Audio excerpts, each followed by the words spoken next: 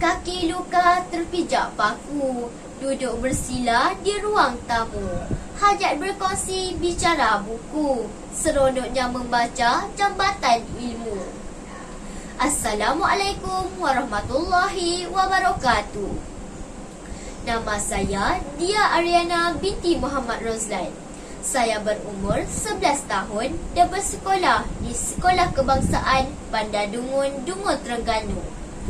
Kod sekolah saya TBA 1004. Pada hari ini, saya merasa amat teruja untuk kongsikan sebuah buku yang telah saya baca berjudul Seronoknya Membaca. Buku ini ialah buku bersiri Yang Aisyah yang ditulis oleh Saidah Hamid Reja dan diterbitkan oleh syarikat PTS Publishing Sendirian Berhad pada tahun 2019. Buku ini mengandungi 119 muka surat dan terbahagi kepada 5 bab.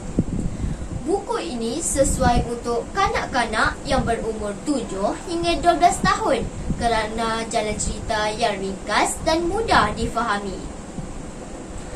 Buku ini berharga RM10 di Semenanjung, manakala RM12 di Sabah dan Sarawak.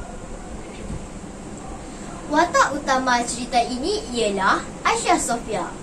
Aisyah Sofia merupakan seorang yang bijak tetapi tidak suka mengulang kaji pelajaran dan suka bermain.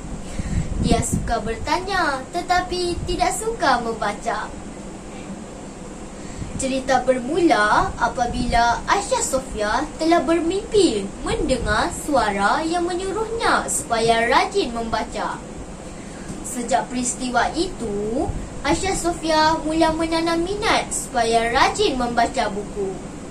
Dia berusaha untuk menghabiskan membaca buku yang telah dihadiahkan oleh kawan baiknya iaitu Nazirah. Pada suatu hari, ayah Aisyah Sofia iaitu Encik Jamil perlu pergi ke Kuala Lumpur atas urusan kerja selama 3 hari.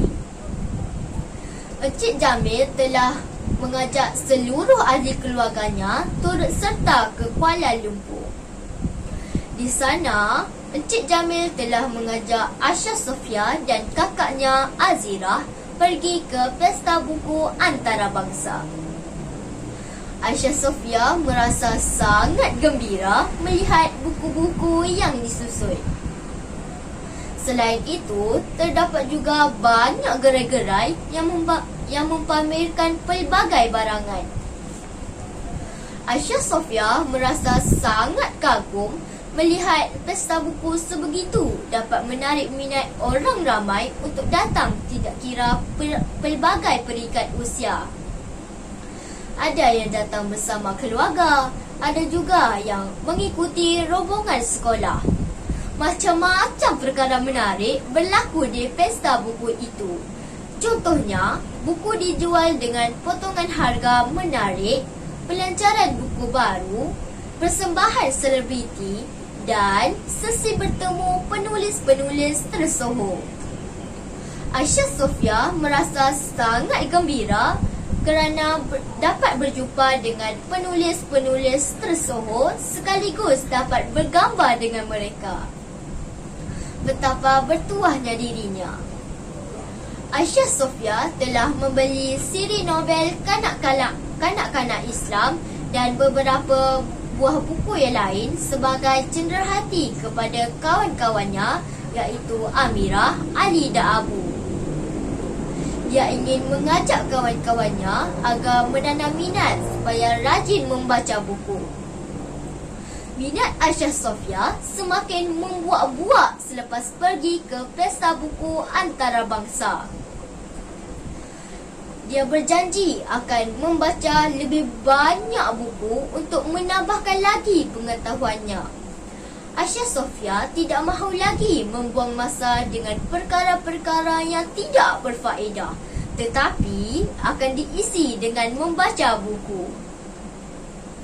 Pengajaran yang saya dapat dari buku ini ialah: pertama, menuntut ilmu bukan sahajalah di sekolah, Tetapi kita haruslah menambah ilmu dengan membaca buku-buku yang berfaedah. Kedua, amalan membaca ialah amalan terbaik untuk mengisi masa lapang. Ketiga, membaca jambatan ilmu.